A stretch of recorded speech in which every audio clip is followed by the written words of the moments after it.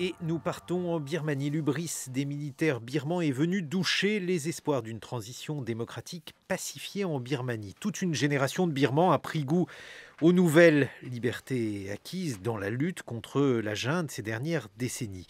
Il s'agit avant tout d'un pays extrêmement compliqué à déchiffrer avec une armée qui constitue un pouvoir opaque. Alors, pour essayer d'y voir clair et tout d'abord pour essayer de faire le point sur la situation actuelle, nous sommes en duplex avec Sophie Boisseau du Rocher. Bonjour. Bonjour.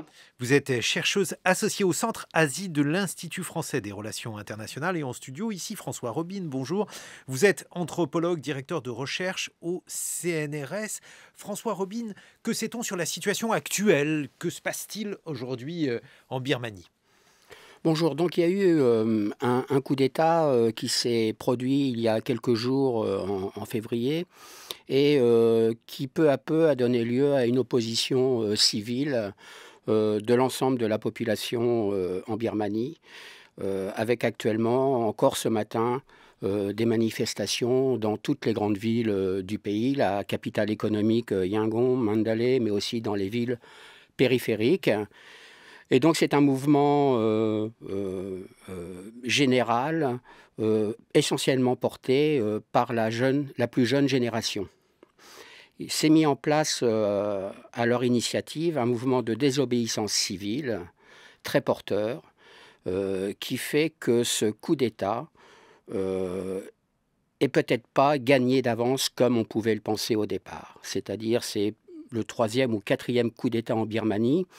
Mais cette fois-ci, la jeune génération a goûté à 5 années de transition démocratique, a goûté à 5 années de liberté.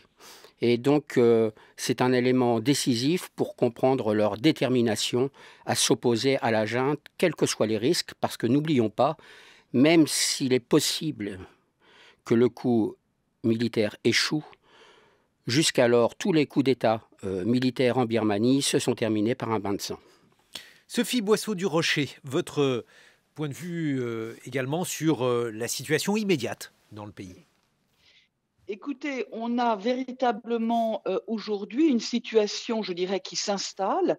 D'une part, une armée et une police qui sont encore relativement distants et d'autre part, un mouvement de désobéissance civile qui sophistique, je dirais, sa tactique.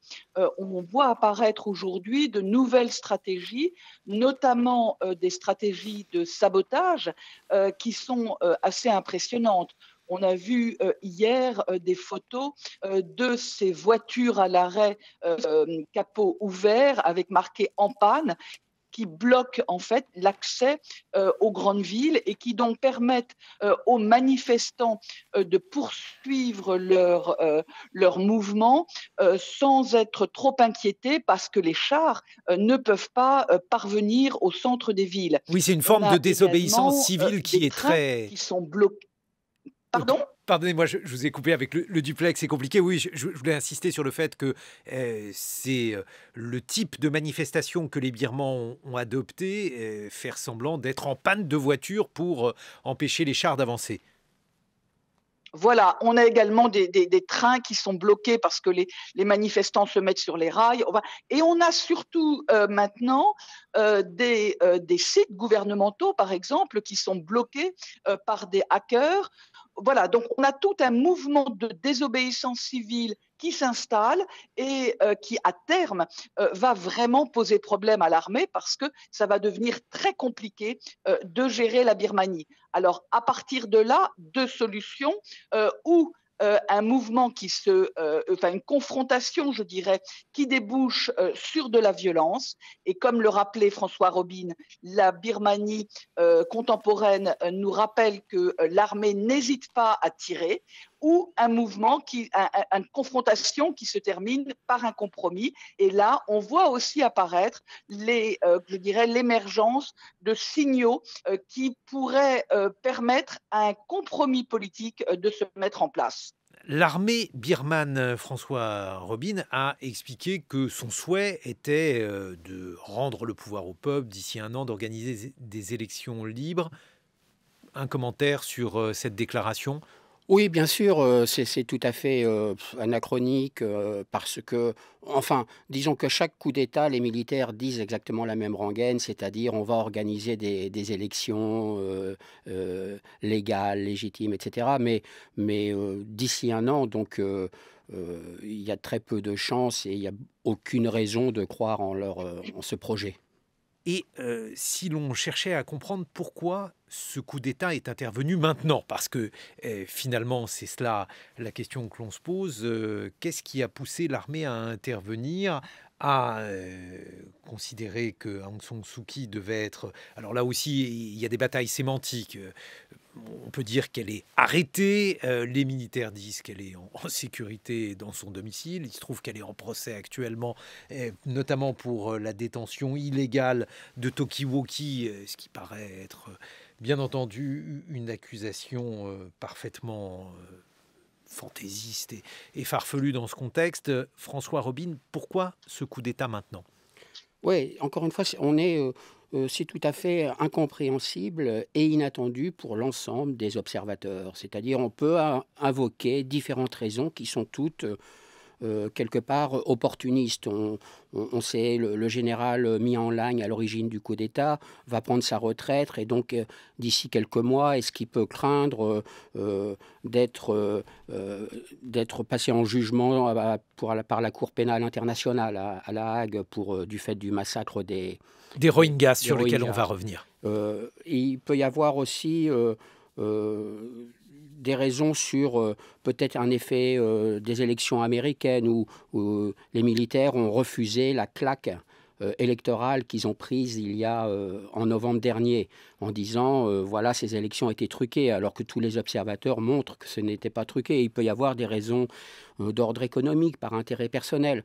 Donc beaucoup d'éléments peuvent des pièces de puzzle peuvent être apportées pour quelque part justifier, en tous les cas, évoquer ce coup d'État, mais aucune d'elles n'est suffisante pour comprendre la raison de ce coup d'État à un moment où le système birman était bancal, comme depuis plusieurs années, la transition démocratique, car Aung San Suu Kyi n'a jamais eu la liberté de pouvoir et on y reviendra sans doute. Ben oui, alors effectivement, puisqu'il y a par exemple ce matin dans Libération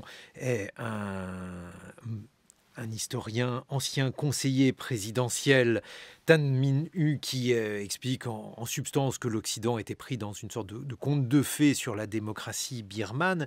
Il faut expliquer, Sophie Boisseau du Rocher, que cette démocratie était une démocratie limitée. Alors elle était limitée notamment du fait d'une sorte de fantaisie constitutionnelle qui empêchait Aung San Suu Kyi d'être chef de l'État et qui, de fait, maintenait le pouvoir de l'armée sur le pays. Oui, alors deux choses. Je ne crois pas qu'il s'agisse d'une fantaisie constitutionnelle. Il s'agit véritablement d'un encadrement voulu par l'armée. Oui, Quand c'était ce l'armée que a je déclenché... voulais dire par fantaisie constitutionnelle. C'était effectivement délibéré. C'est-à-dire le fait qu'elle avait été mariée, je crois que c'est l'article 59F de la Constitution qui empêche une personne mariée avec un ressortissant étranger de devenir président. Oui, mais pas seulement. Il y avait également d'autres articles, hein, notamment le fait que l'armée garde 3 ministères régaliens, le fait que l'armée s'octroie 25% des sièges au Parlement. Donc il y avait d'autres articles qui l'empêchait en fait, parce que l'armée n'a jamais envisagé une transition, une vraie transition politique, c'est-à-dire de donner le pouvoir, de confier le pouvoir à un parti politique. Ce que voulait l'armée, c'était encadrer ce processus pour en tirer de meilleurs bénéfices. Et ça, c'est un point important. Aung San Suu Kyi, grâce à son habileté politique, a réussi à contourner, je dirais, ces contraintes, mais très difficilement parce que effectivement, elle n'avait pas de liberté de pouvoir.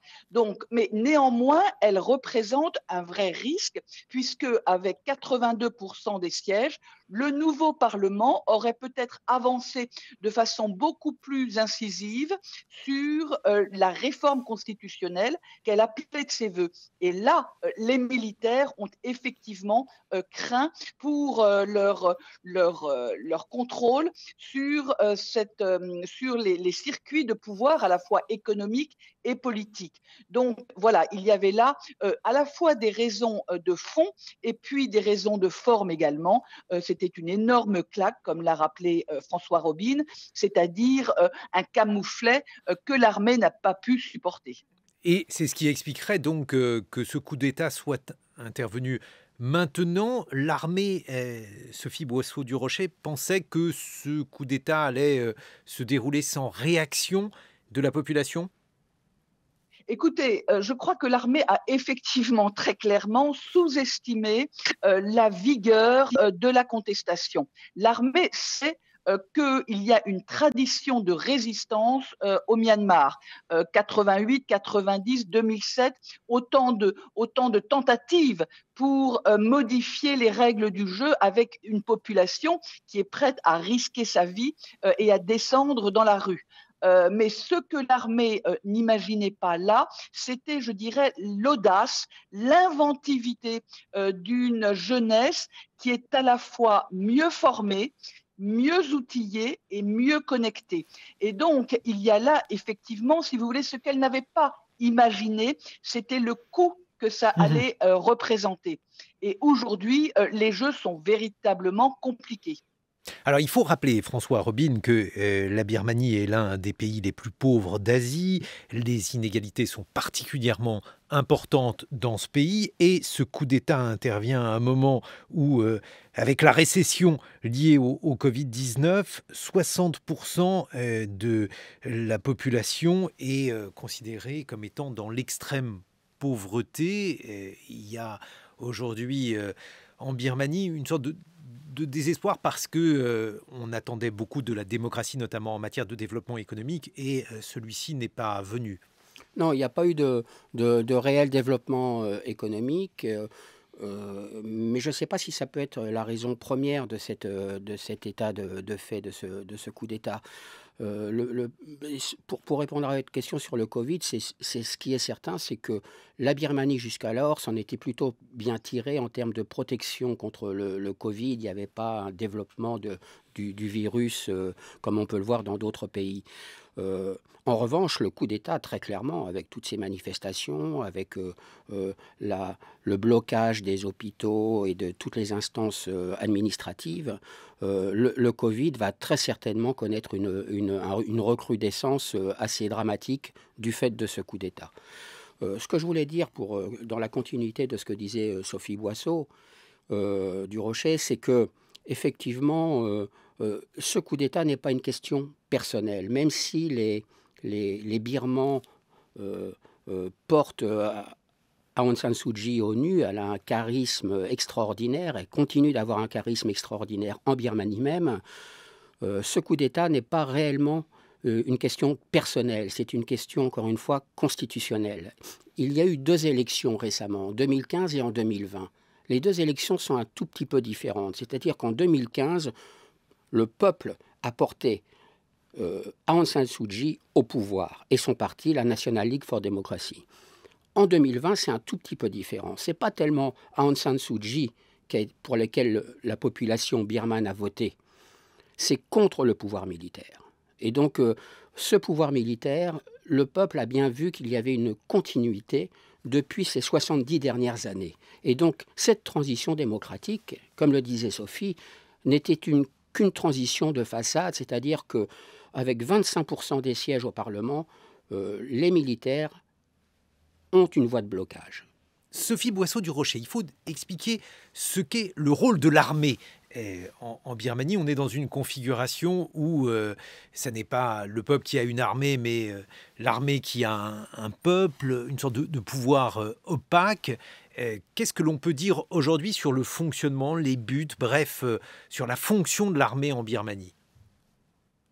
Écoutez, l'armée a été créée en 1947 par le général Han San, donc le père d'Aung San Suu Kyi.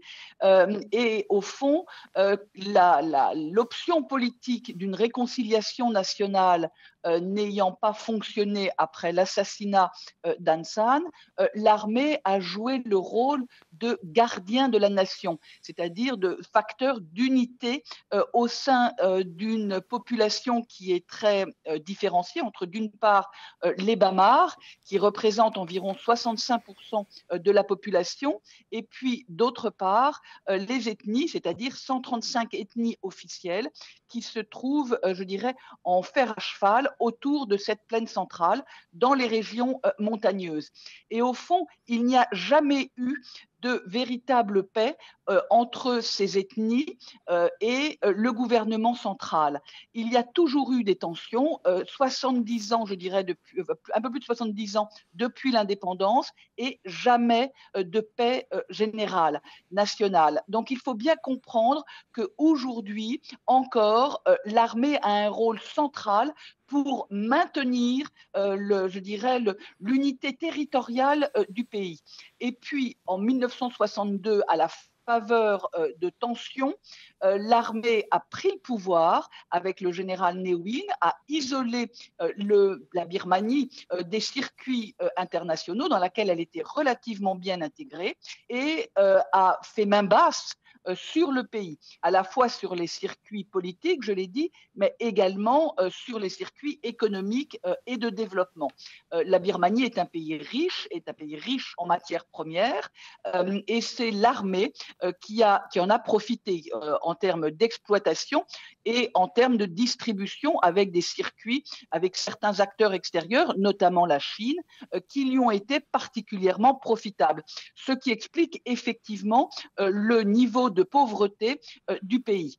Et puis, cette armée garde, si vous voulez, cette vie encore dans ce mythe fondateur du père de la nation, c'est-à-dire que l'armée se considère comme le père de la nation. Elle est là pour garantir l'unité du pays. Et effectivement, en discutant avec certains observateurs, aujourd'hui, on craint que si l'armée implose, il y a un vrai risque de scénario, je dirais, à la syrienne. C'est-à-dire que chacune des ethnies, que quelques ethnies les plus importantes, Karen, Kachin, etc., continuent à revendiquer leur autonomie, et que le pays implose complètement. Et oui, parce qu'il faut rappeler effectivement que la Birmanie est une mosaïque humaine, 135 groupes ethniques. Alors certains sont hélas dans l'actualité, je pense aux Rohingyas, mais pas seulement. Sophie Boisseau du Rocher, peut-être quelques mots là-dessus avant que l'on reprenne dans une vingtaine de minutes plus longuement. Oui, alors très rapidement, les Rohingyas, ce sont qu'une des minorités, ce n'est même pas, comme vous le savez, une minorité officielle. Donc on reparlera des problèmes des Rohingyas, qui est un problème très spécifique, et précisément qui explique pourquoi Aung San Suu Kyi ne voulait pas leur accorder plus d'importance. Pour l'instant, il s'agit d'établir un processus de réconciliation nationale avec des cessez-le-feu, avec les principales ethnies, dans les Tachan, Karen, etc. Donc il y a véritablement je dirais une difficulté pour le Myanmar contemporain à s'établir comme un État-nation. On en reparle dans une vingtaine de minutes. Sophie Boisseau du Rocher et François Robin, il est 8h sur France Culture. 7h-9h, les matins de France Culture, Guillaume Erner. Nous retournons en Birmanie. Des forces de l'ordre de plus en plus présentes, des Birmans engagés dans un mouvement de désobéissance civile qui ne faiblit pas, des arrestations. La Birmanie a renoué avec la violence et est revenue au point de départ des années 2010. Pour en parler, je suis en compagnie de Sophie Boisseau du Rocher, chercheuse associée au Centre Asie de l'Institut français des relations internationales, et de François Robin, anthropologue et directeur de recherche au CNRS. La Birmanie est un pays de 54 millions d'habitants avec une situation assez complexe du point de vue des minorités. Parce que la Birmanie, nous le disions il y a quelques instants, c'est une mosaïque humaine. Elle est constituée de 135 groupes ethniques et c'est une véritable spécificité de ce pays, François Robine. Oui, c'est une véritable spécificité et un élément de continuité entre la période d'indépendance en 1947-1948 jusqu'à aujourd'hui, avec la construction d'un État-nation avec un S-nation, c'est-à-dire qu'on a été de plus en plus dans la construction d'un État ethnique et d'une approche raciale du pays. Et donc, il faut remonter au père de Aung San Suu Kyi, le général Aung San, qui a créé l'armée birmane, mais qui a aussi créé un découpage ethnique du pays en 1947, avec une reconnaissance de 4 États ethniques à l'époque. Et puis, la seconde constitution en 1974 qui a renforcé l'approche ethnicisante du pays, c'est-à-dire l'approche culturaliste, raciale du pays, en établissant 7 États ethniques à la périphérie du pays dans les zones montagneuses et 7 régions à dominante birmane. Et puis, le processus d'ethnicisation du pays s'est renforcé par la suite avec la nouvelle constitution en 2008 et puis l'approche menée par Aung San Suu Kyi où ont été, en plus de ces 135 groupes ethniques, de ces 7 États ethniques, mis en place 6 régions auto-administrées sur une base ethnique. Et donc, on est complètement perdu dans cette approche raciale. On ne sait plus, est-ce qu'il faut tenir compte des 135 groupes ethniques qui nous viennent d'un récent recensement? Est-ce qu'il faut tenir compte de l'approche constitutionnelle qui reconnaît donc cet État sur une base ethnique? Ou est-ce qu'il faut tenir compte de la loi de citoyenneté où il y a 3 citoyennetés possibles pour être birman? Oui, parce que c'est effectivement compliqué d'y voir clair. Donc, il y a une ethnie majoritaire, les Bamars, qui représentent à peu près 68% du pays. Et ensuite, on a une mosaïque, les Shan, les Karen et les Rohingyas. Alors là, c'est encore particulier, puisque ça n'est pas une minorité comme les autres. Sophie Boisseau du Rocher, si vous deviez évoquer cette question qui a été au cœur de l'actualité internationale, la question des Rohingyas. Oui, alors il faut quand même bien comprendre que dans ce maelstrom, je dirais, culturaliste, les Rohingyas ne représentent pas grand-chose. Et donc c'est un vrai problème de perception au sein même du Myanmar contemporain, parce qu'on ne voit pas pourquoi leur accorder de l'importance. Alors, il faut revenir évidemment à l'histoire, et même d'ailleurs pour les tensions interethniques, revenir à l'histoire et à la colonisation britannique. On y reviendra peut-être, mais en tout cas, ce qui est clair, c'est que dans le cas des Rohingyas, c'est un produit dérivé de la colonisation britannique. Les Anglais sont arrivés par vagues, 3 vagues successives entre 1822 et 1860, et ils ont donc constitué cet empire colonial qui n'avait pas de frontières intérieures. Donc, on pouvait facilement circuler entre l'Empire des Indes et la Birmanie. Et donc, les Anglais ont, entre guillemets, sollicité de la main-d'œuvre du Bengale pour, d'une part, exploiter certains produits d'agriculture et puis également comme main-d'œuvre dans les administrations. Et cette main-d'œuvre est arrivée massivement, puisqu'on est passé environ entre la fin du 19e et les années 1930, entre 5% de la population de l'Arakan et 30%. Donc, une importation massive de main-d'œuvre. Il faut également comprendre que ces Rohingyas étaient donc dans l'État, notamment dans l'État d'Arakan, qui est un État, je dirais, un peu secondaire au Myanmar, parce que c'est un État qui a été colonisé, je dirais, par les Bamars l'ethnie majoritaire. À la fin, du 18e siècle. Voilà. Donc, si vous voulez, je dirais, originaire de l'Arakan n'est pas très bien perçu au Myanmar, et être en plus originaire de l'Arakan et musulman est encore moins bien perçu. Donc les Rohingyas sont les victimes, je dirais, d'une double discrimination. Et ce qui explique, si vous voulez, que quand il s'est agi de refonder les lois sur la citoyenneté en 1982, ils en ont été privés et donc sont devenus de facto apatrides. Voilà. Et donc effectivement, on avait jusqu'aux récents massacres et exactions qui ont provoqué des mouvements massifs de population vers le Bangladesh. On avait une population d'environ 1 million de personnes, majoritairement apatrides. Lequel Bangladesh, François Robine, entend parquer les Rohingyas dans une île. C'est un projet complètement fou, d'une très grande cruauté. Où en est ce projet ? Oui, alors ce projet, il y a déjà eu un transport de plusieurs réfugiés Rohingyas au Bangladesh vers cette île qui est apparemment pas inondable ou pas complètement inondable, on n'est pas certain, mais enfin c'est quand même le Gange et le Brahmapoutre qui se jettent ici. Donc ce que je voulais dire sur cette question Rohingya, c'est que ce n'est pas tellement une question religieuse, ce n'est pas la rencontre de l'islam, du bouddhisme à proprement parler, c'est une question politique.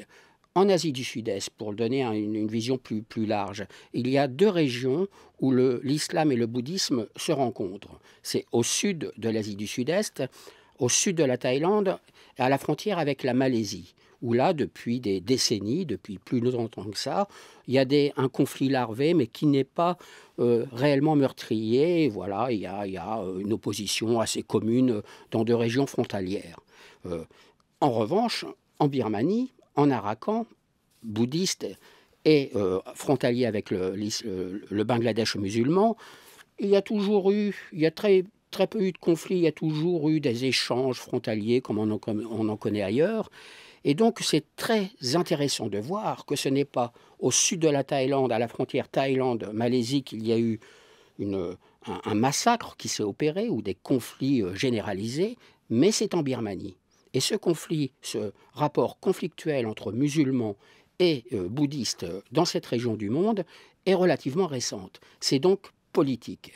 C'est-à-dire que la question Rohingya est le prolongement de la question ethnique en Birmanie. On n'est pas... une junte militaire n'a pas besoin de légitimité. On l'a vu avec ce coup d'État où personne ne comprend réellement pourquoi ce coup d'État maintenant. Une junte militaire n'a pas besoin de légitimité, elle a besoin d'ennemis. Et donc, le dernier ennemi en place pour justifier son rôle d'unité nationale, comme le disait à juste titre Sophie Boisseau-du-Rocher, est de se trouver des ennemis. Le dernier ennemi en place, ce sont les Rohingyas, en plus musulmans, la peau un peu foncée, donc des cibles faciles. Aidés par certains moines bouddhistes, aidés par une sorte de mythologie nationale selon laquelle les Rohingyas auraient aidé le colonisateur anglais et auraient été en quelque sorte fort mari du départ de ces colonisateurs, François Robine. Oui, il y a une dimension historique, bien sûr, mais il y a aussi une dimension historique avec la construction de l'ASEAN, c'est-à-dire que ces Rohingyas... L'ASEAN, c'est la communauté. La communauté des nations asiatiques, c'est l'équivalent en gros de l'Europe pour l'Asie. Et donc ces gens-là, car sont en cause les Rohingyas, mais également des minorités dans la région d'Arakan, sont les mauvaises personnes au mauvais endroit, au mauvais moment. Parce que avec l'ASEAN Economic Community 2015, a été mis en place le projet de construction de ports en eau profonde. C'est une région où le sous-sol, où il y a du gaz et du pétrole, etc., dans la baie du Bengale. Et donc la construction de pipelines, il y a eu un projet vers l'Inde, mais en fait les Chinois ont récupéré tout ça. Et donc il y a une construction de pipeline vers la Chine de l'Arakan. Et donc tout ça fait que c'est une région en ébullition. Et ces pauvres Rohingyas, quelque part, sont réellement le produit de manque de chance.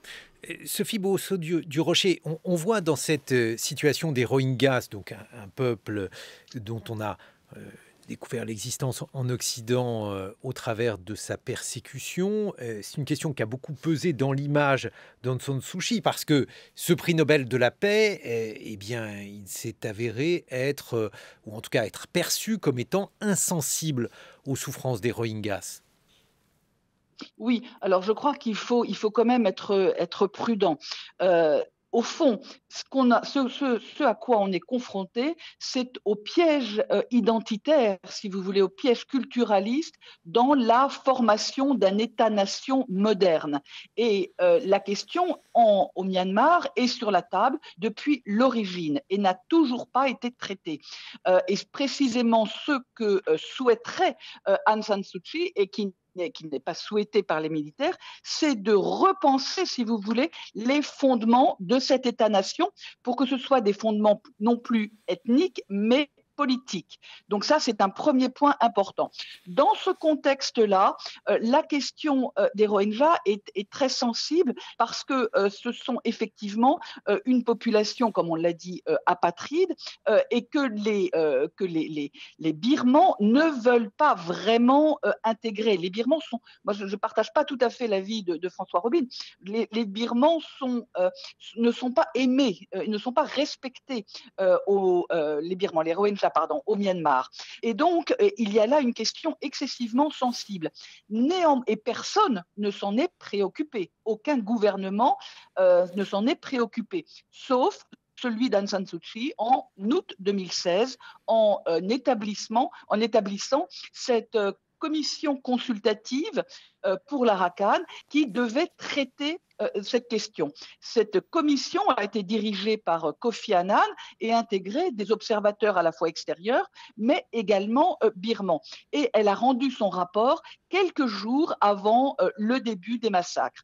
Ce que disait schématiquement le rapport de cette commission, c'est qu'il fallait précisément repenser les fondements de cet État-nation et donc de façon politique afin de pouvoir intégrer ces populations qui ont été complètement délaissées par l'État central. Et donc là, il y a vraiment un point important parce que finalement, l'armée ne veut pas de cette approche politique.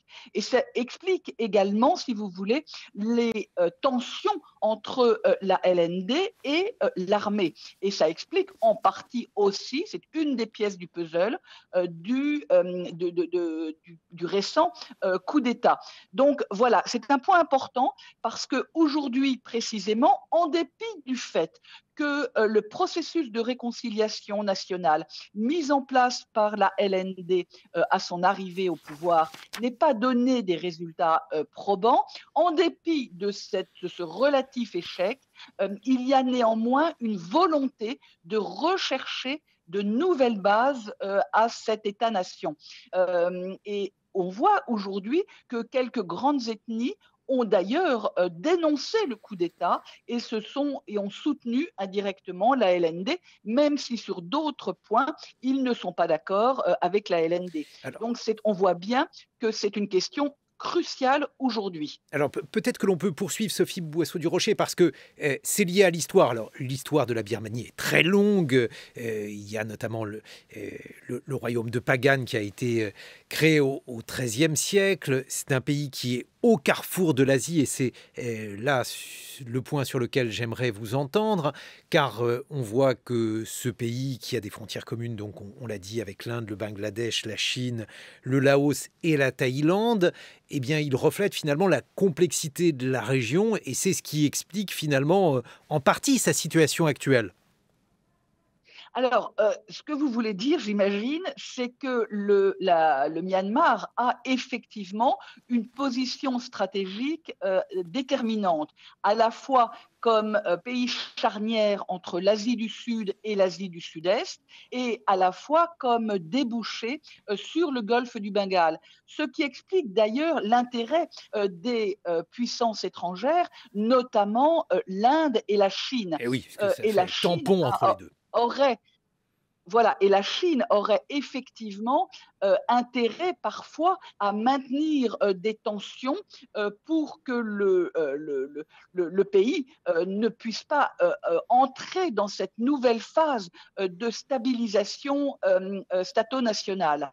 Donc, ce qui est intéressant, c'est de voir l'ambivalence, notamment de la Chine, qui à la fois participe aux négociations sur les accords de cessez-le-feu et qui, en même temps, fournit des armes, un soutien financier à certaines guérillas. Et je pense, par exemple, à cette fameuse guérilla de l'Arakan, hein, une armée de l'Arakan qui a été fondée en 2009 et qui bénéficie d'un soutien chinois. Donc, il y a là, si vous voulez, une ambivalence, mais qui s'explique par le fait qu'un État fort, entre guillemets, c'est-à-dire uni au Myanmar, n'est peut-être pas dans l'intérêt de la Chine, et donc elle maintient, si vous voulez, la même stratégie que celle adoptée par les Anglais au XIXe siècle et au début du XXe siècle, puis par l'armée et aujourd'hui par les Chinois, qui est de diviser pour mieux affaiblir ou pour mieux régner. Et oui, parce que, alors, François Robin, il faut que les auditeurs se représentent le pays donc comme un pays avec deux grandes villes, avec des grandes villes qui sont réglées par la police, l'armée. Donc, on a affaire à Naypyidaw, Rangoon. Et puis, il y a la question des zones frontières. Alors là, où c'est beaucoup plus compliqué. Ces zones frontières sont en partie des zones ethniques. L'armée, il y a une activité qui est relativement opaque. Et si je dis opaque, c'est tout simplement que le trafic de drogue est l'une des clés de compréhension de ce qui se passe dans les zones frontières, notamment avec l'une partie de la frontière thaïlandaise. Oui, il faut visualiser la Birmanie comme un fer à cheval montagneux qui entoure la plaine centrale de l'Irrawaddy. Et donc, l'Irrawaddy, c'est le grand fleuve. L'Irrawaddy, c'est le grand fleuve qui traverse le pays du nord au sud, et les montagnes sont les confins himalayens, dont le plus haut sommet peut atteindre 6000 mètres et plus, et les collines environnantes 1500-2000 mètres. Et donc, ce qui est très intéressant donc ces régions montagneuses, difficiles d'accès, sont aussi des régions frontalières où il y a eu des mouvements historiques, mais plus qu'historiques, des mouvements de population qui ont, à l'image de l'Asie du Sud-Est, où des grandes familles linguistiques se retrouvent, se côtoient au jour le jour, au quotidien. Et donc, dans ces régions, qui sont comme l'ensemble de la Birmanie, des régions riches, notamment en bois de teck, en pierres précieuses, et puis en des éléments de synthèse, la drogue, etc., qui font partie de tout un commerce qui s'intègre dans un commerce parallèle transfrontalier entre la Chine, l'Inde, la Thaïlande, le Laos, etc. Et donc il y a toutes ces régions qui ont été contrôlés par des chefs militaires, des chefs de guerre à dominante ethnique, mais là c'est plus l'ethnicité qui compte, c'est le caractère mafieux des opérations. Le caractère mafieux des échanges qui se passent dans le produit. Et donc, ces groupes-là n'ont aucun intérêt à ce qu'il y ait une quelconque transparence des visites, du tourisme, que sais-je, dans ces zones-là. Voilà, ces groupes-là, et comme l'armée d'ailleurs, puisque l'armée est partie prenante en Birmanie de tout ce commerce parallèle et du verrouillage économique du pays. Il y a quand même sur cette question donc, ce qui contribue à appauvrir la Birmanie, même si la Birmanie, encore une fois, est un pays riche, mais comme un peu partout dans le monde... Vous voulez dire un pays riche, contrairement par exemple au Bangladesh à côté? Oui, alors là, le Bangladesh, il n'y a vraiment rien. C'est un pays inondable. Voilà, enfin, c'est vraiment la misère, la pauvreté extrême. La Birmanie est un pays pauvre, mais n'est pas un pays miséreux. On ne souffre pas de la faim en Birmanie, à quelques exceptions près. À quelques exceptions près, au niveau dans l'État de Chine, à la frontière indienne, dans ces régions difficiles d'accès où il n'y a pas de route, le commerce est encore difficile. Donc effectivement, il y a quelques zones de malnutrition, zones compliquées, où il y a des ONG qui interviennent d'ailleurs. Mais on ne peut pas dire que la Birmanie soit un pays miséreux. C'est un pays pauvre, mais pas miséreux. Et donc cette pauvreté, évidemment, a été entretenue par la dictature, par le régime en place, qui qui ne laisse aucune bouffée d'espérance à la jeune génération. Et là aussi, peut-être, Sophie Boisseau-du-Rocher, il faut expliquer dans quelle mesure la succession, alors tout d'abord la période où nous était à la tête du pays, où nous étant une période démocratique, ensuite il y a eu un coup d'État militaire qui a marqué le début du rôle évident de l'armée sur le pays, avec un certain nombre de décisions qui ont été aux antipodes de ce que pouvait être un développement économique du pays, Sophie Boisseau-du-Rocher.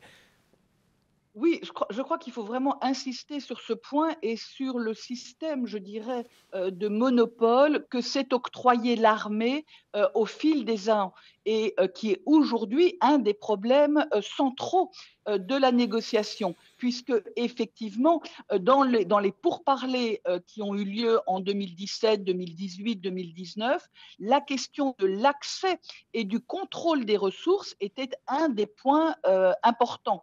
Les principales ethnies voulant évidemment disposer de l'accès privilégié aux ressources et donc, ce faisant, aurait privé l'armée de ces circuits d'enrichissement. Donc, c'est un point excessivement important parce qu'au fil des ans, le système de contrôle de l'économie s'est d'abord fait sur ces territoires ethniques qui sont les territoires les mieux dotés en ressources naturelles, pierres précieuses, jade, teck, et que donc il y a là, si vous voulez, un système de prébende parfaitement sophistiqué qui s'est mis en place et qui évidemment est contradictoire non seulement avec un processus démocratique, mais avec un processus de stabilisation fédérale. Il y a un certain nombre de décisions également qui ont été prises par l'armée, par les chefs de l'armée. Alors, Ne Win, qui était le dictateur précédent qui a été renversé avec l'établissement de la démocratie. Ne Win avait mené un certain nombre de réformes monétaires qui avaient été inspirées par des astrologues et des numérologues. Et ceux-ci conservent du pouvoir, il faut l'expliquer, Sophie Boisseau-du-Rocher, dans le pays. Oui, il y a toujours je dirais que les Birmans sont parfois superstitieux et que effectivement l'armée birmane et notamment le général Ne Win avait effectivement consulté certains devins pour décider que quelques billets, notamment ceux qui avaient un chiffre, le chiffre 9, je crois, Oui, ne devaient plus être devises. utilisés, provoquant donc une panique, je dirais, immédiate au sein de la population. Mais vous savez, aujourd'hui, on parle de cette désobéissance civile qui a commencé avec des casseroles. L'idée de la casserole, c'est de faire fuir aussi les mauvais esprits.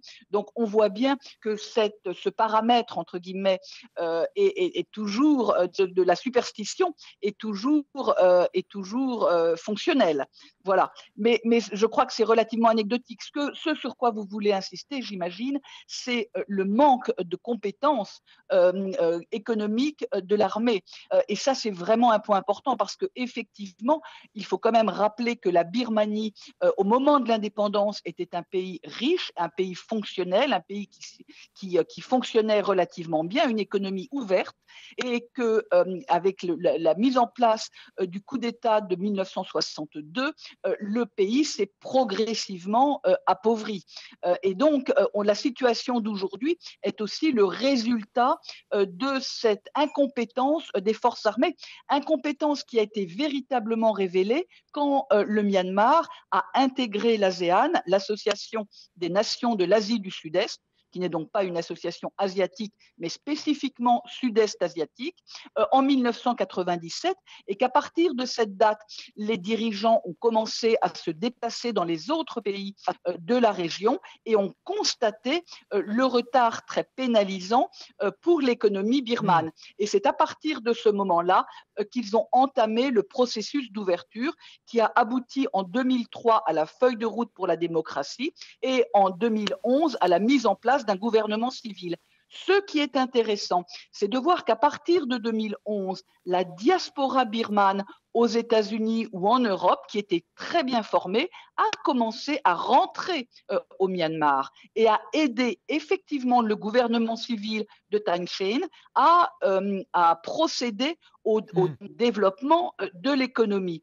Le problème est qu'en 2016, quand Madame Aung San Suu Kyi a pris le pouvoir, elle a demandé à ses conseillers, qui étaient plutôt apolitiques quand même, qui revenaient vraiment pour le bien du pays, elle leur a demandé de laisser la place à du personnel, je dirais, LND. Et donc ça a été aussi une des causes, entre guillemets, du fait que le développement n'a pas été mené aussi bien qu'il aurait pu l'être. François Robine. Oui, je voulais dire, revenir sur deux choses.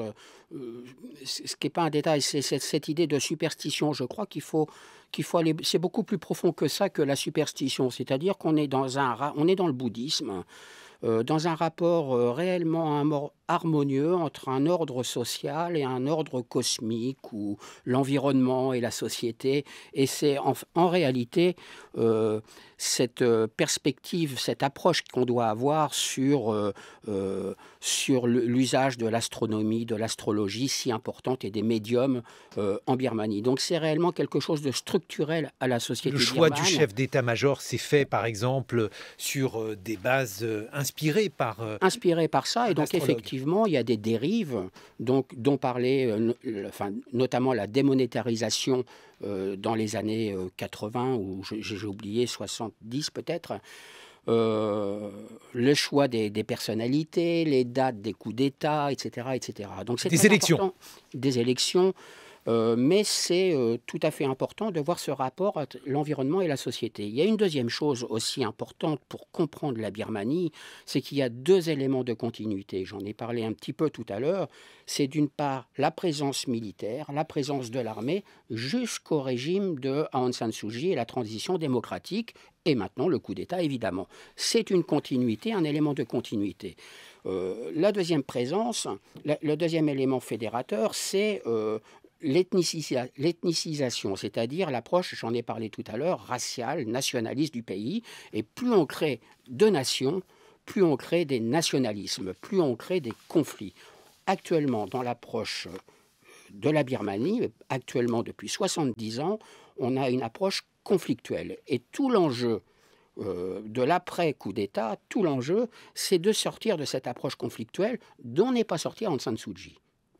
On n'est absolument pas sorti à Aung San Suu Kyi. Un deuxième élément qui est discontinuité, c'est la présence du bouddhisme, du nationalisme bouddhisme émergent, qui n'a pas été, qui est un élément de discontinuité. Aung San Suu Kyi s'en est émancipé, de même qu'au temps de la colonisation, de même que sous le dictateur Ne Win, et c'est à chaque fois où l'armée s'est émancipée, où le pouvoir central s'est émancipé du bouddhisme, qu'il y a eu des émergences ou des recrudescences de nationalisme bouddhiste.